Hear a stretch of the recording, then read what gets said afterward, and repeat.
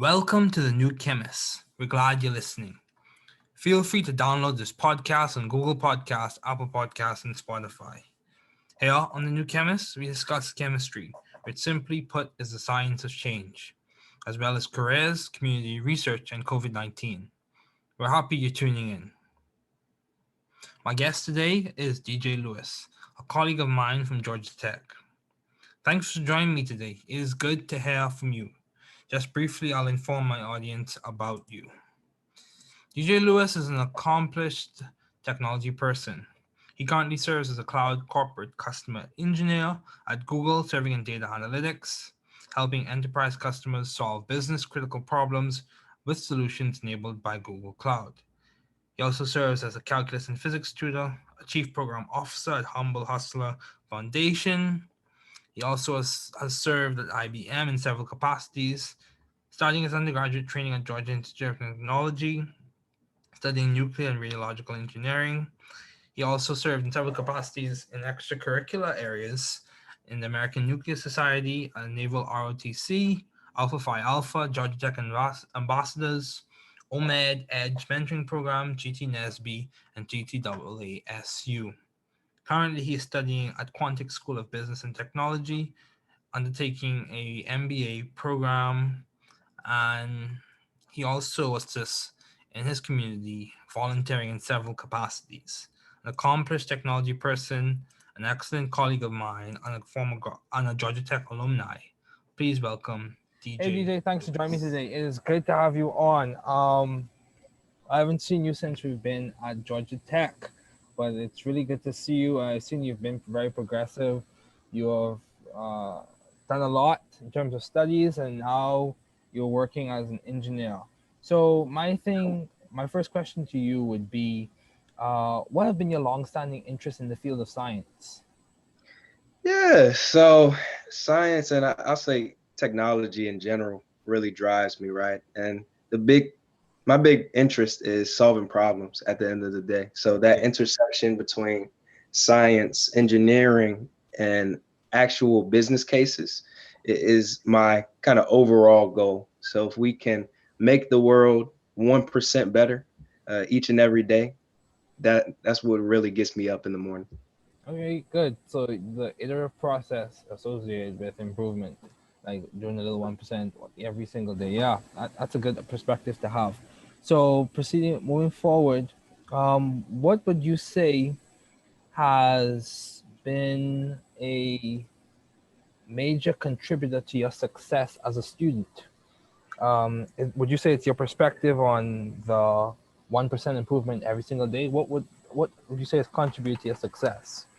Major contributions, I definitely say, is my support system, my village. So it starts with my mother.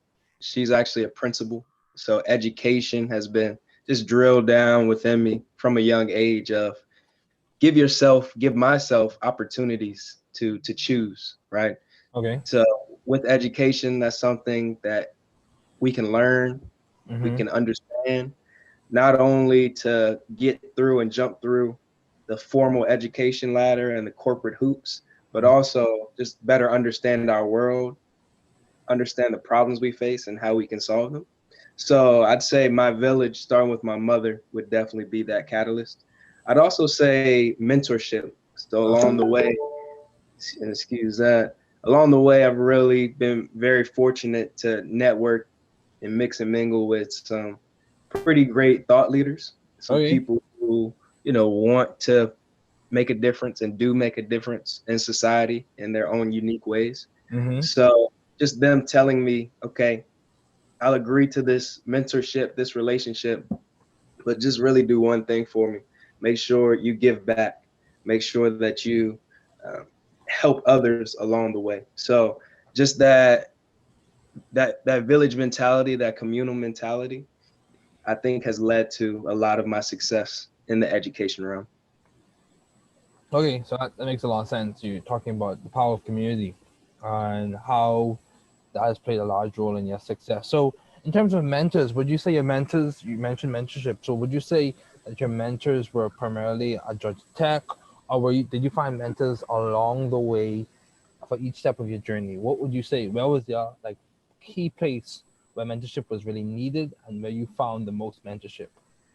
Yeah, I think me personally, I think that life is a journey, right? There's different points in time. So my time at Georgia Tech, I did find some great mentors there, but at each point in my journey called life, I found mentorship just by really trying to be genuine, trying to add value in each and every space I've been in. Mm-hmm. And sometimes it's been peers, sometimes it's been people I look up to who are a little further along in their career path than myself.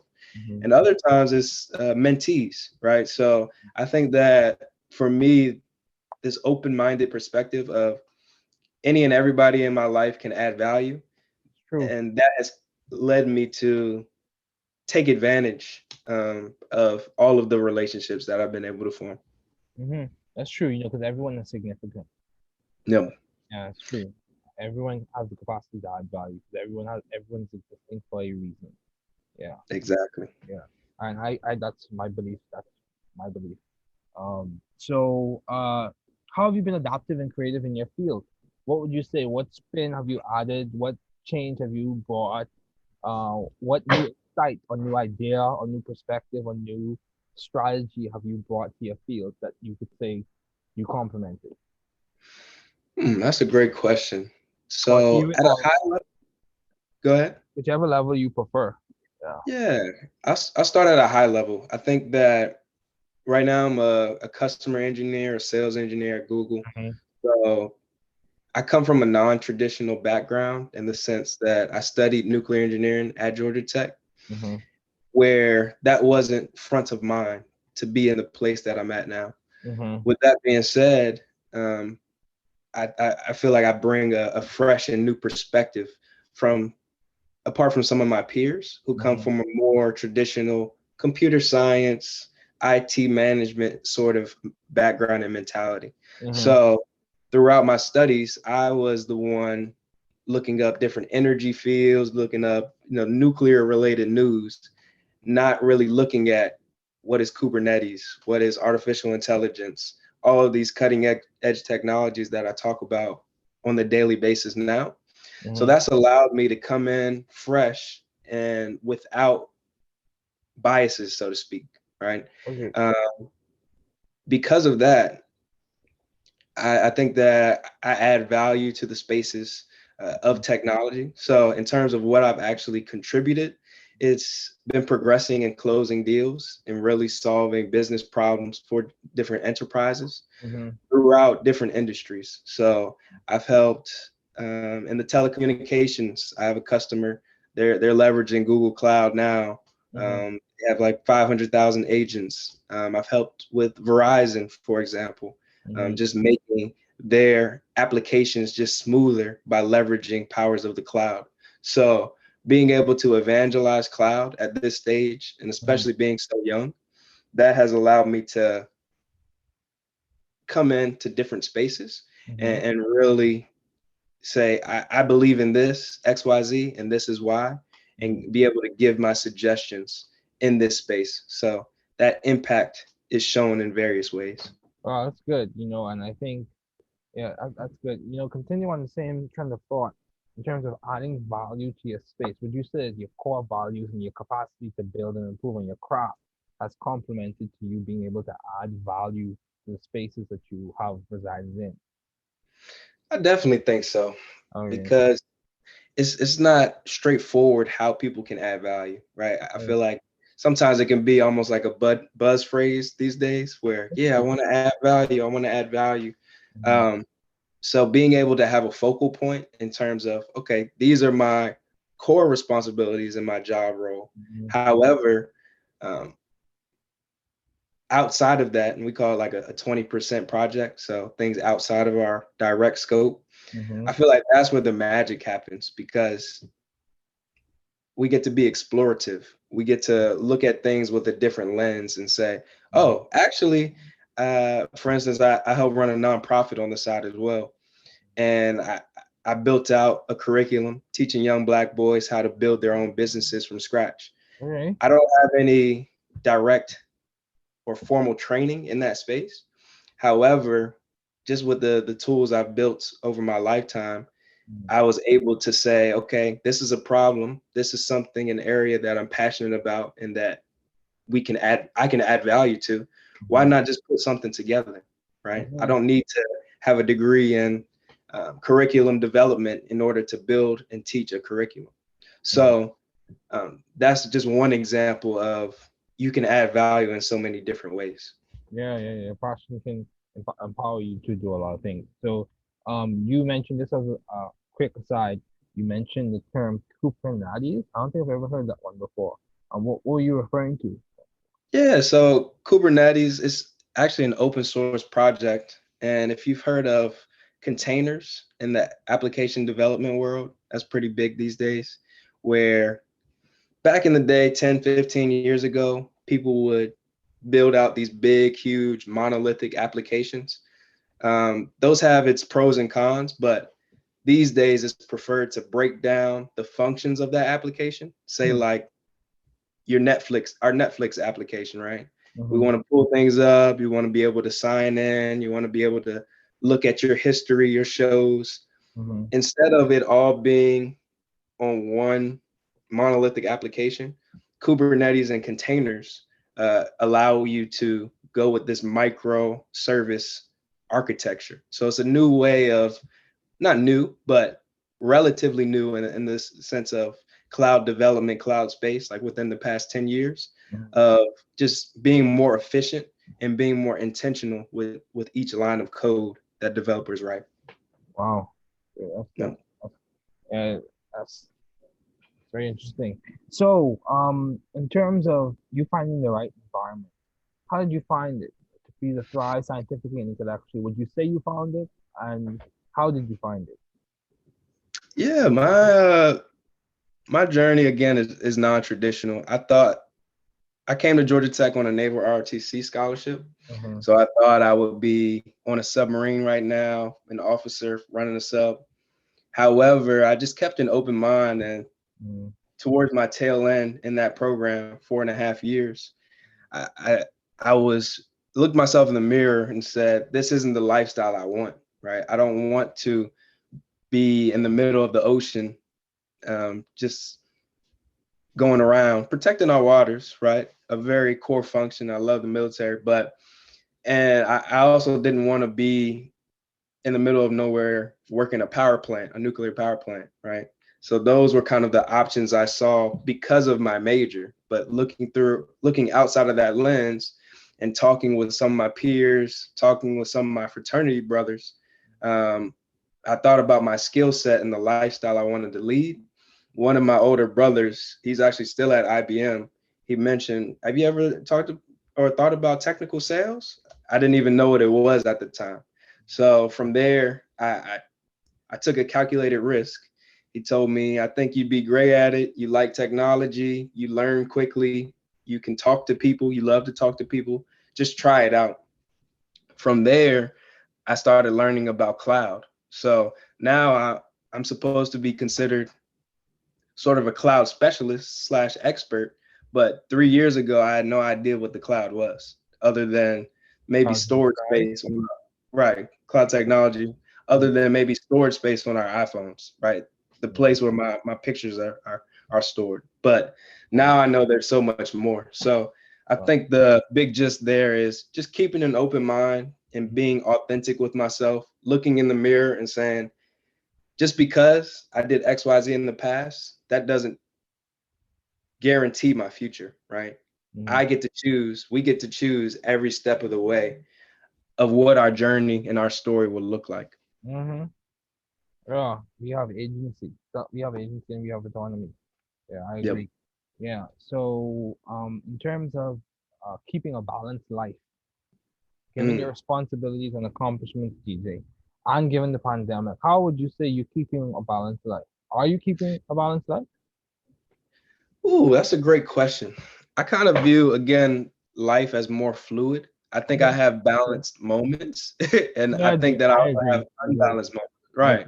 It's similar to a chemical reaction, right? Sometimes it's more forward favoring, sometimes it's back. I was just tutoring. I tutor on the side as well. I was just tutoring last night some Okay. chem. One of my students has a chem test today, so that's That's what's top of up, my kid. That's what's up. yeah. Yeah. But with that being said, yeah, I like to try to be intentional, to be my thing is being consistent in flow, right? If you think of life as kind of like a sound wave of ups and downs, I want to keep my altitudes consistent, as small as possible. So instead of going, and you can't see me because we're talking about a podcast, but instead of going, 10x up and 10x down, Mm. go 2x up, 2x down.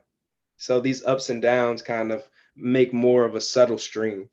With that being said, I have some key like daily tasks and actions that I like to do personally that keep me grounded. Okay. So for example, waking up fairly early, going to the gym, making sure I eat all my meals, making sure when I wake up, I don't go straight to my phone. Before I go to bed, I'll read about 30 minutes and cut off the TV. So these little micro habits is what I try to keep on the daily basis to stay balanced. But the other side of the coin is, we don't progress if we stay balanced, if we get too complacent, right? Growth and comfort don't coexist. So sometimes I will skip a meal. Sometimes I might not be able to go to the gym. And I've accepted that that's okay too, right? That's part of the flow. I agree. I agree. Yeah, dude. Yeah, because you bring up an interesting concept. Many times I've heard people, or when discussions of balance occur, there's almost this implication, or yeah, there is an implication sometimes that balance is like this standard, or like this pure Mhm. perfection goal type thing. However, Right. I've heard different perspectives on that. I've heard different perspective on what it means to be a healthy whole person. That doesn't Yeah. mean that you don't have bad days. It doesn't mean like you don't even fall apart sometimes. But the resounding point, or the thing that you want to keep constant, is that you adjust, you regroup, and you move forward. I And agree. like, and even like, we can make it even more concise and more concentrated and more specific. Like even when it comes to like, this is a buzz phrase now, mental health. um, Mm. Many times, I was reading this book by Resilience by Frederick Flock. Really good. It's a really good book. I haven't finished reading it yet. So, but what I've read so far, it speaks volumes.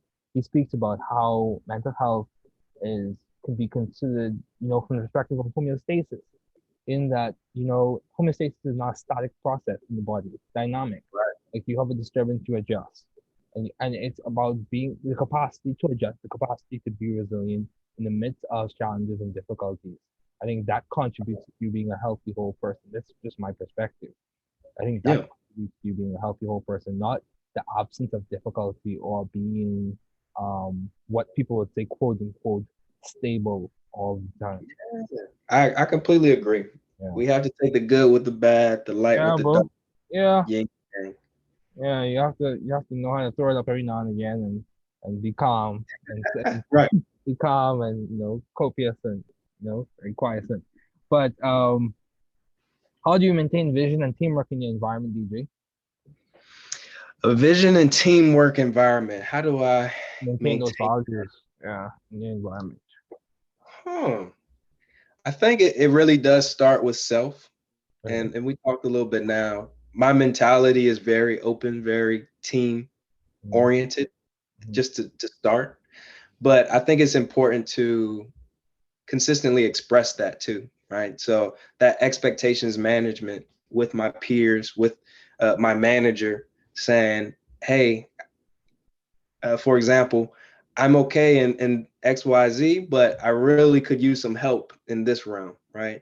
And just accepting the fact that it's okay not to know.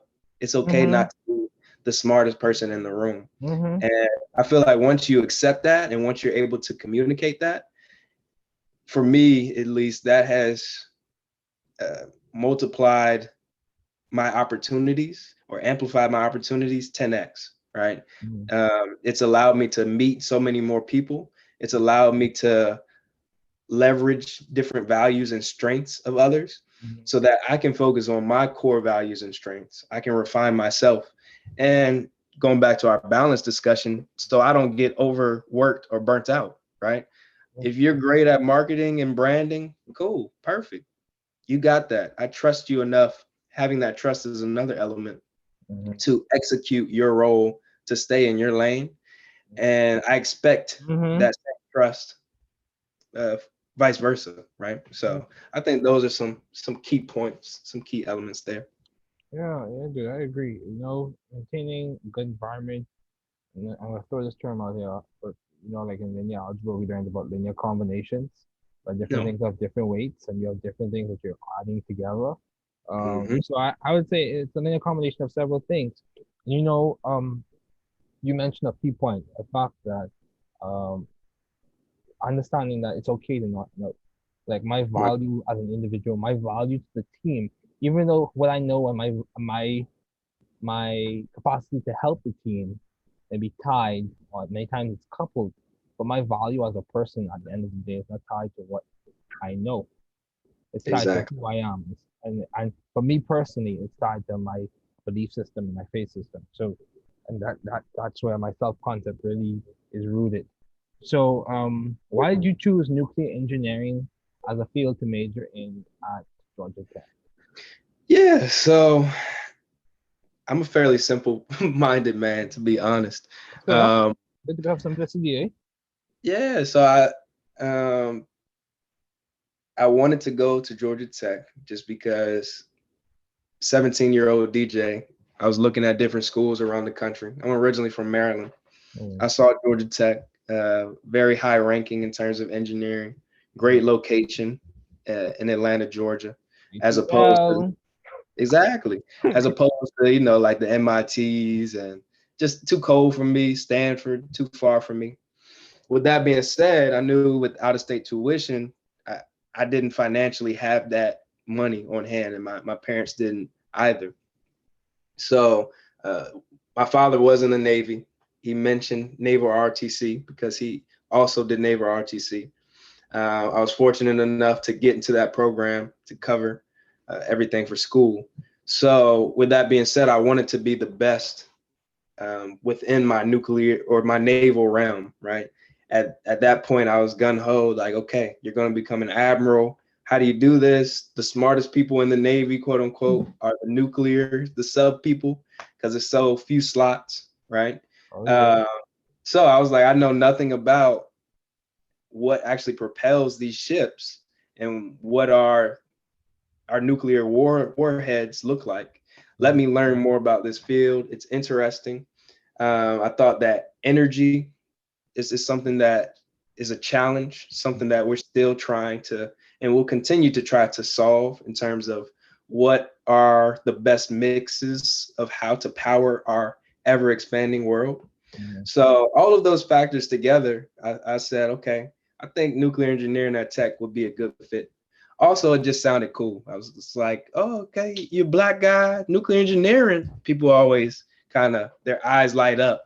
I assume I'm intelligent beyond my years and all that stuff. So Wow. those factors play into play. Okay, dude. Yeah, dude. Keep it real. I agree. I agree. Keeping it real. Yeah, But it's interesting how life takes us on these journeys. Hey, you come up with an idea of what you want to do, and then as time progresses, you realize our gifts and our desires coincide with something a little bit different, and exactly. that's okay. That's Right. okay. There's nothing wrong with that. So, do you have any advice to those pursuing the field you're currently working in? Yeah, I'd say be authentic, be genuine. Yeah, dude, I agree.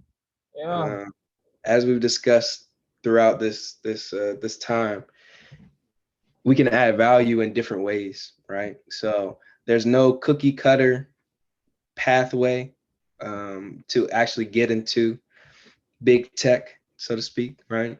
It's all about being a genuine person and adding value. And everyone on my team today, they come from different backgrounds. Some have been CEOs at startups. Some weren't even, science technology majors. However, they all see the value that technology, specifically like smart analytics, AI, cloud, can shape our world and help us live more intentional, easier, quote unquote, lives. So all that being said, just be you. Yeah. Understand your strengths, understand your weaknesses, take that intentional time to evaluate yourself and match that up with the lifestyle you want to live, right? Technology is not the end all be all. We need carpenters, we need XYZ career paths. It takes a village. So go to where your strengths are, go to where your heart lies. You'll be good to go. Yeah, do it. Yeah, keep it humble. I think it's definitely a plus. It's always good to be humble. Yeah. Yeah. Yeah, dude. And so, as we conclude, what would you say is the most beneficial advice you ever received? Someone has told you Ooh. in line with our authentic self. Yeah, it definitely does. It's don't overthink it. Mm-hmm. Just be you, be present, Yeah, dude. I agree. authentic. Yeah, that's it. Yeah, dude. That's good. Simple and to the point. And just as we conclude, um, even in my faith perspectives, the capacity to be present allows you to enjoy the moment more. Where you're Mm. not just thinking about what's the next thing, what's next, or what's the next goal to set, or what's the next achievement to get. So yeah, man, I completely agree. But anyway, DJ, thanks for joining me today. It was good to have you on. Concept development for chirality and isomerism. Isomers, as defined earlier, are molecules with the same molecular formula but differ in structural arrangement, space, connectivity, or geometry around the bonding arrangement. All of those differences aforementioned define a subclass of isomers, be it structural isomers, arrangement in space, stereoisomers, or connectivity, constitutional isomers. Each subclass has its own significance, but in this chapter, elaborations will be done primarily on stereoisomers.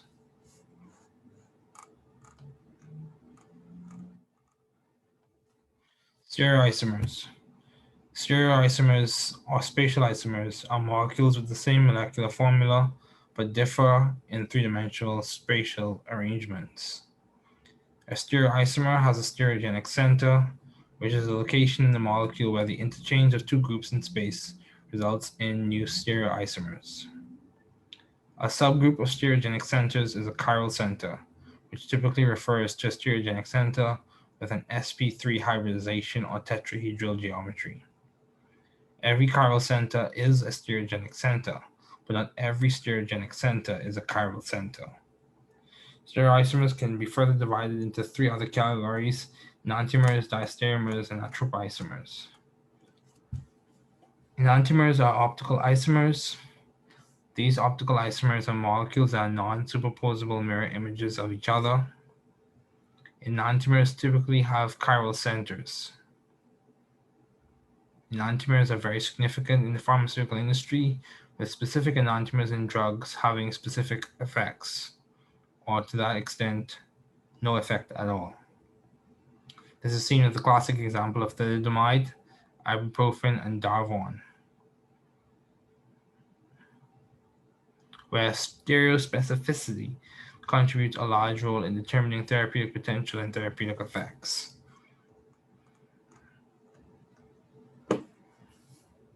Enantiomers are typically designated by the signets of absolute configuration, which are rectus, R, and sinister, S. These molecules are also designated by the relative configuration, which are dextrorotatory D, or levorotatory L.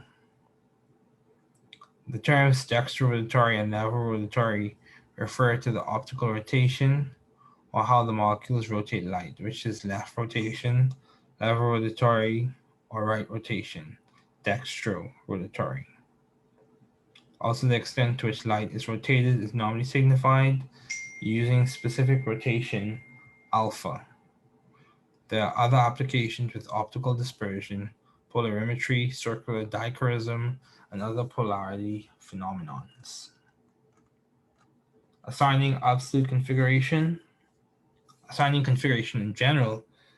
In terms of relative configuration, dextrorotatory or levorotatory must be assigned experimentally, typically by the proper application of an optical device such as a polarimeter to observe and measure how the molecule rotates light and to what extent or degree it rotates it.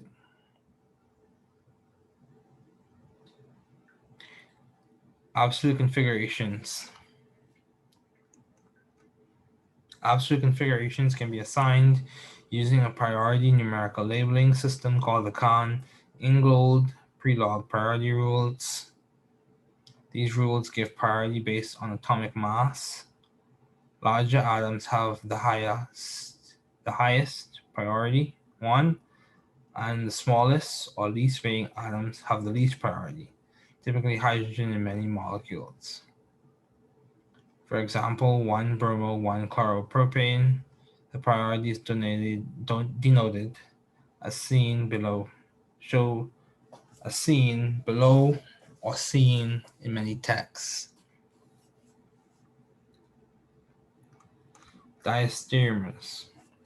This is a subclass of optical isomers, also known as geometric isomers. Diastereomers are isomers with the same molecular formula, but different arrangement in space that results in non-identical mirror images. These typically can be identified by first assignment of the absolute configuration of the stereogenic center, then comparison of the mirror images to determine whether they are identical or not. Keep in mind, enantiomers are non-superposable mirror images, whereas diastereomers are non-identical mirror images. These steps listed previously are in a suggested order in terms of assignment. Subclasses of diastereomers are cis-strand isomers and conformers, which can be further divided into rotamers. EZ isomerism and cis-trans isomerism. As dextrorotatory and levorotatory is relative assignment for stereochemistry, so is cis and trans. Cis and trans isomerism allows for the denoting of the spatial arrangements based on like groups, for example, trans 1,2-dichloroethene or cis 1,2-dichloroethene. This relative system, cis or trans, can become obscure very quickly. So to provide a more meticulous system, the Kahn-Ingold pre-log priority rules are used to label the substituents on the double bond using the EZ entogen or opposite / Zusammen or same side. This system aforementioned provides more clarity with stereochemistry. As stated earlier, the Kahn-Ingold pre-log priority rules give the highest priority 1 to the largest substituent or the substituent with the greatest atomic mass. And the following substituents are labeled with the numbers 2, 3, 4 based on the masses.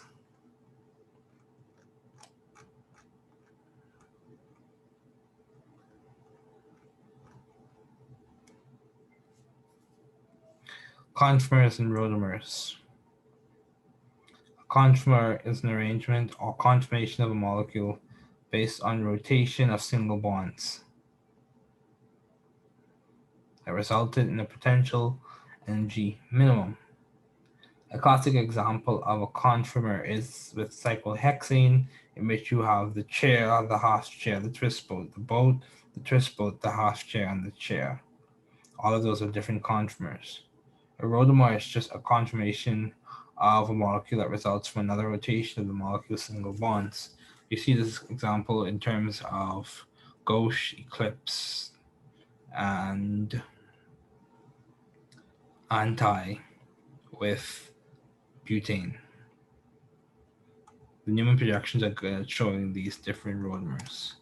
Anomers.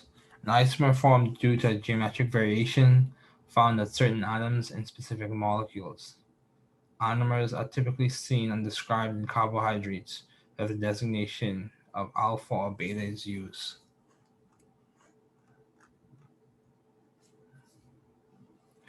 Epimer. An epimer normally found in diastereomeric pairs is a stereoisomer that differs in configuration at any point in the molecule, but changing the position of the two substituents results in the formation of a new stereoisomer. Basically, an epimer is an isomer that differs in configuration at any stereogenic center. The Lebel-Van 't Hoff rule, if there are n stereogenic centers with 4 different substituents attached, there are 2 to the n different stereoisomers possible. This is the end of concept development 4. Thanks for listening. We're glad you were able to tune into this podcast. Once again, this is the New Chemist, where we discuss chemistry, which simply put is the science of change, as well as the other sciences, careers, community, research, and COVID-19. Thanks again for listening. Note, the views on this podcast represent those of my guests and I.